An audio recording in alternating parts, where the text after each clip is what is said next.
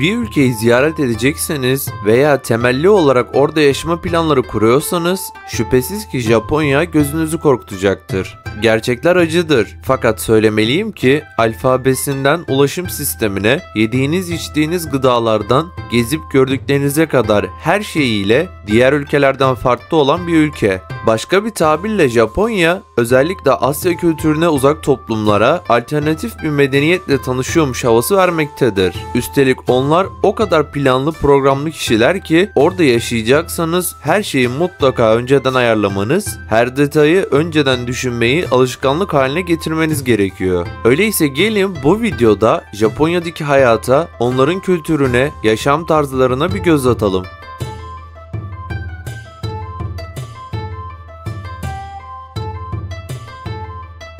Japonya, Doğu Asya'da bir ada ülkesidir. Büyük Okyanus'un kuzeybatısında bulunan Japonya, Japon denizinden Çin, Kuzey Kore, Güney Kore ve Rusya'nın doğusuna, kuzeyde Ohotsk denizinden güneyde Doğu Çin denizine ve Tayvan'a kadar uzanır. Başkenti ve en büyük şehri Tokyo'dur. Adını oluşturan kanji karakterler güneş ve köken anlamına gelir. Bu nedenle Japonya, doğan güneşin ülkesi olarak adlandırılır. Japonya, coğrafi yapısı bakımından 14.125 adadan oluşan bir takım adadır. Bu adaların en büyükleri olan Honshu, Hokkaido, Kyushu ve Shikoku adaları ülkenin %97'sini oluşturur ve genellikle ev adaları olarak anılır. Japonya, 125 milyonun üzerinde nüfusuyla dünyanın en kalabalık 11. ülkesi ve aynı zamanda en yoğun nüfuslu ülkelerden biridir. Ülke arazisinin yaklaşık 3'ü dağlıktır ve bu da yüksek oranla kentleşmiş nüfusun dar kıyı ovalarında yoğunlaşmasına neden olur.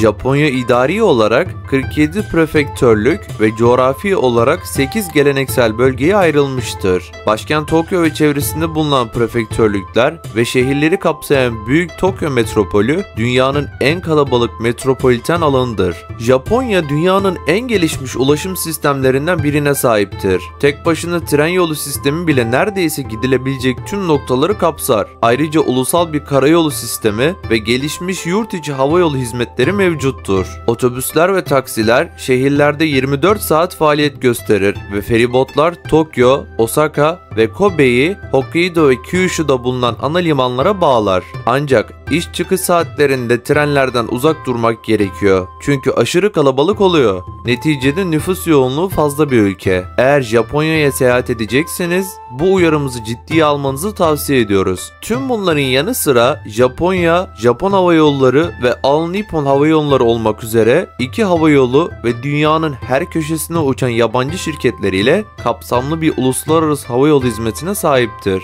65 yaş ve üzerindeki insan oranını baz alan Birleşmiş Milletler kriterine göre Japonya dünyanın en yaşlı nüfusuna sahip durumda. Bu oran sırasıyla ikinci ve üçüncü durumda olan İtalya'da %24,5, Finlandiya'da %23,6 düzeyinde. Japon Ulusal Nüfus ve Sosyal Güvenlik Araştırma Enstitüsü verilerine göre 2040 yılına kadar 65 yaş ve üzerindekilerin oranının %34,8'e yükselmesi bekleniyor.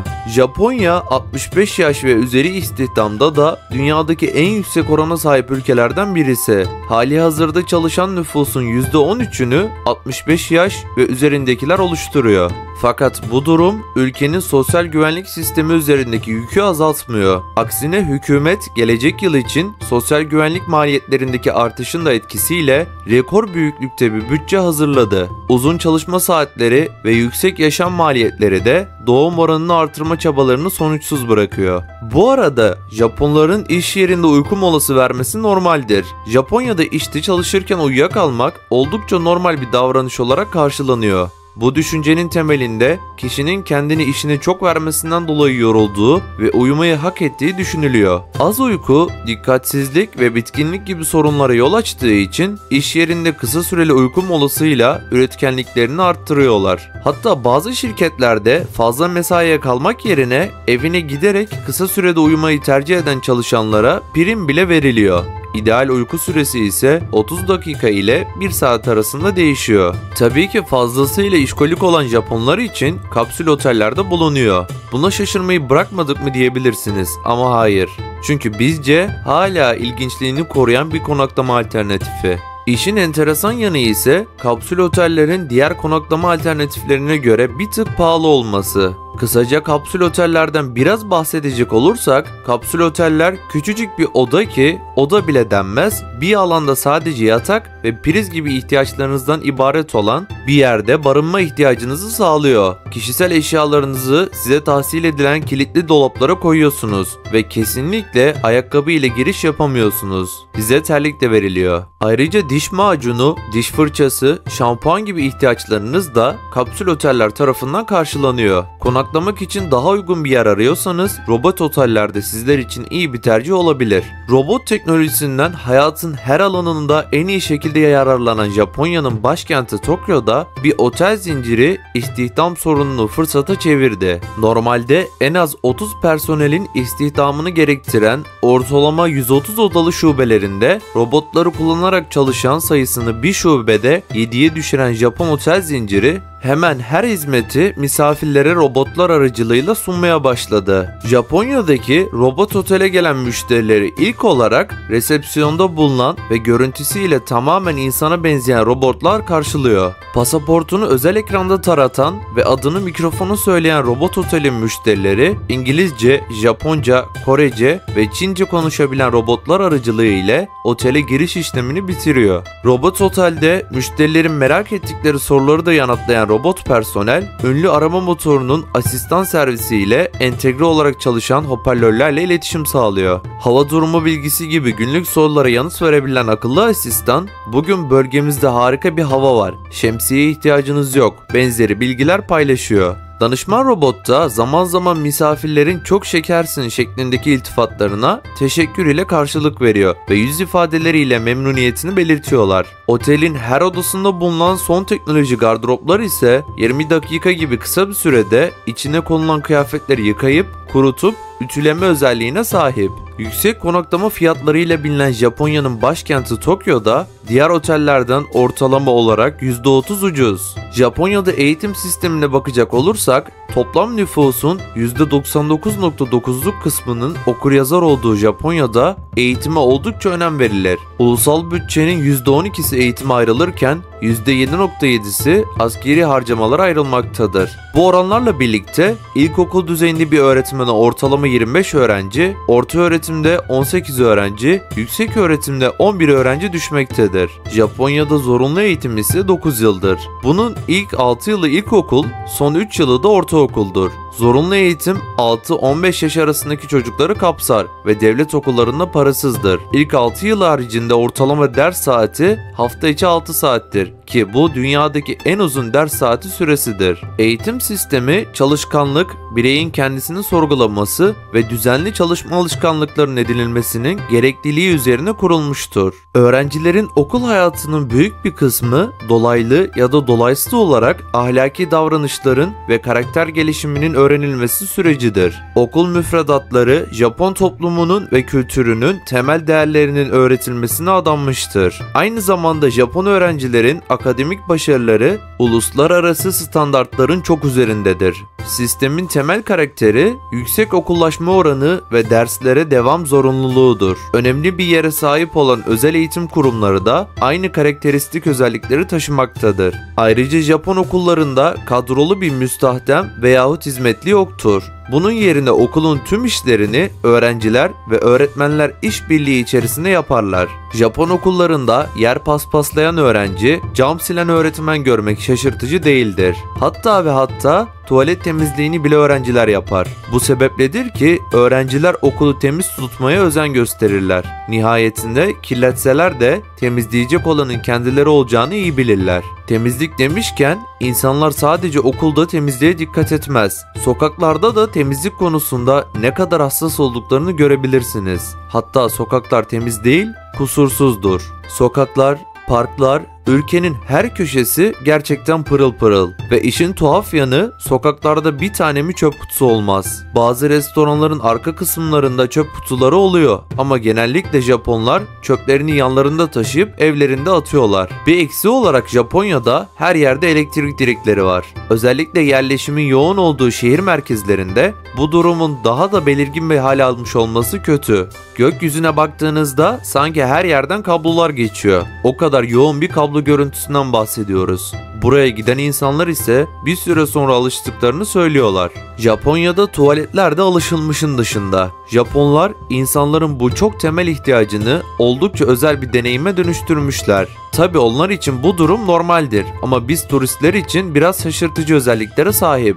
Mesela bir tuvalette neden kullanma kılavuzu olur ki diye düşünebilirsiniz. Ama Japon tuvaletlerinde var. Çünkü her şey sensörlü ve nasıl kullanacağınızı bilmeniz gerekiyor. Ayrıca klozetlerin oldukça sıcak olduğunu da eklememiz gerek. Japonlar temas etmekten pek hoşlanmayan bir toplumdur. Yani sarılma, el tokalaşma gibi şeyleri yapmayı tercih etmezler. Bu sebeple karşılarındaki insana olan saygılarını göstermek için hafifçe eğilmeyi tercih ederler. Sabah, akşam veya günün herhangi bir saatinde karşılarındaki kişiyle eğilerek selamlaşırlar. Bu selamlaşma türüne verilen isim ise ojigi'dir. Türkler ile benzer bir alışkanlığı olan Japonlar eve asla ayakkabıyla girmezler. Bu konuda oldukça katı olduklarını söyleyebiliriz. Tapınaklar, kaplıcalar, bazı restoranlar, mağaza kabinleri, dişçiler ve pek çok alanda ayakkabı çıkarma zorunluluğu vardır. Japonya'da her yerde sigara içemezsiniz, sokakta bile. Şaşırtıcı olduğu kadar gerçekten de onda 10 hareket diyebiliriz. Bir kere kapalı alanları zaten unutun, restoranda, kafede zaten içemezsiniz. Sokakta da durum bundan farklı değil. Zira sokaklarda sigara içmek için belirli alanlar yapmışlar. Sigara içmek istiyorsanız oralara gidip içebilirsiniz. Ayrıca bu ülkede yürürken bir şeyler tüketmek hoş karşılanmaz. Japonya'da sokakta yürürken yemek yenilmesi veya içecek içilmesi oldukça kaba bir davranış ve görgüsüzlük olarak görülüyor. Bunun sebeplerinden biri ise yürürken yanındaki kişinin kıyafetine yemeğin bulaşması veya içeceğin dökülmesi. Yemek yemek demişken sesli yemek yemek Japonya'da normaldir. Bizim davranışlarımıza göre yemek yerken ses çıkarmak, kısacası şapırdatarak yemek, Japonlar için tam aksi yönde bir düşüncedir. Bunun sebebi ise yenilen yemeğin güzel olduğunu göstermek, alınan ağzı sergiliyor olması. Ayrıca böyle yediklerinde yemeğin daha lezzetli olduğuna inanılıyor. Japonya'da yemeklerin sunum biçimini görebiliyorsunuz. Japon yemekleri hakkında kişisel görüş belirtmek yanlış olur. Çünkü seveni de var, sevmeyeni de. Bununla birlikte yiyeceklerle ilgili sizi şaşırtacak şey ise yemeklerin sunum biçimini önceden görebiliyorsunuz. Şöyle ki tüm restoranlarda plastik tabaklar var ve sipariş edeceğiniz şeyin nasıl geleceğini görebiliyorsunuz. Hemen hemen tüm menülerde fotoğraflı oluyor. Japonya'da meyveleri yalnızca gıda pazarlarında ya da büyük süpermarketlerde bulabiliyorsunuz ve gerçekten de çok pahalılar. Bu durumun nedeni Japonya'nın %68,5'u dağlık ve ormanlık alanlardan oluşmakta olup tarıma elverişli kısmın %12,5 olmasıdır. Bir Japon özelliği olarak dakiklik çok ön planda. Çünkü toplu taşımada 5 saniye bile sarkma yok. Eğer tren 10'da gelecekse o trenin onu bir geçe gelmesi Japonya'da büyük bir krize sebep olabilir. Hem insanlar hem toplu taşıma, her şey ve herkes son derece dakik. Bunda şaşılacak ne var ki diyebilirsiniz. Çünkü bizim ülkemizde ya da bazı batı ülkelerinde 5-10 dakikalık gecikmeler normal karşılanıyor. Ama Japonya'da böyle bir durum söz konusu bile değil. Japonya'da internet kafede yaşamak oldukça yaygın. Japonya dünya sahnesinde pek çok alanda öncü bir rol oynarken evsizlik oranının neredeyse %0 olmasıyla dikkat çekiyor. İnanılmaz bir başarı gibi görünen hikayenin arkasındaki gerçek ise çok daha karanlık. Japonya'nın küresel arenada övünç kaynağı haline gelen %0'a yakın evsizlik oranı ilk bakışta herkesi hayrete düşürüyor. Ancak bu durum ülkenin sosyal yapısını ve toplumsal normlarını daha yakından incelediğimizde farklı bir hikayeyi anlatıyor. Evsizliğin neredeyse yok sayıldığı bir toplumda gerçekte binlerce insanın görünmez bir hayat sürdürdüğü acı gerçek olarak karşımıza çıkıyor. Resmi istatistiklere göre 125 milyondan fazla nüfusu olan Japonya'da yaklaşık 3000 evsiz insan yaşıyor. Bu da nüfusun yaklaşık 100 binde 3'üne tekabül ediyor ki bu oran İsviçre gibi evsizlik oranının düşük olduğu diğer ülkelerden çok daha az ve ABD gibi ülkelerin ise fersah fersah önünde. Peki ama tam olarak neden? Bu son derece düşük oranın nedeni olarak sıklıkla dile getirilen birkaç neden var. Japonya'da evsiz olmak sadece maddi bir sorun olmanın ötesinde. Evsiz bireyler toplum tarafından genellikle yardımı hak etmeyen, kendi durumlarından bizzat sorumlu kişiler olarak görülüyor. Bu durum evsizlerin yardım arayışında bile büyük bir utanca maruz kalmalarına neden oluyor. Kamusal alanlarda dilenmenin yasak olması, evsizlerin göz önünde olmaktan kaçınmaları ve şehirlerin evsizlere karşı uyguladığı düşmanca mimari politikaları evsizlerin toplumdan tamamen silinmesine yol açıyor. Sonuç olarak yetkililer evsiz olmayı çoğu ülkede olduğundan daha zor hale getirme eğiliminde. Örneğin evsizlerin orada uyuyamaması için geceleri kilitlenen parklar bulunuyor. Ayrıca evsizleri bölgede kalmaktan caydırmak için üzerinde yatmayı, uyumayı ve uzun süre oturmayı rahatsız edecek şekilde özel olarak tasarlanmış banklar bile var. Böylece evsiz olmayı hem zor hem de sosyal olarak kabul edilemez hale getiriyorlar. Aynı zamanda toplumdan gelen utanç ve damgalanmadan kaçınmak için, sokaklarda yaşamaktan kaçınmak için her şeyi yapıyorlar. Böylece siber evsizler olgusu ortaya çıktı. Bu kişiler genellikle internet kafelerde, 24 saat açık, halka açık mekanlarda geçici olarak yaşamakta ve sosyal olarak kabul edilebilir bir görünüm korumak için büyük çaba sarf etmekteler. Japonya'nın evsizlikle ilgili resmi istatistiklerinin gerçek durumu yansıtmadığını da buradan anlayabiliriz. Pek çok ülke tarafından başarı hikayesi görülen şey o kadar da masum değilmiş sanki. Yorumlarda konu hakkındaki düşüncelerinizi bekliyor olacağız.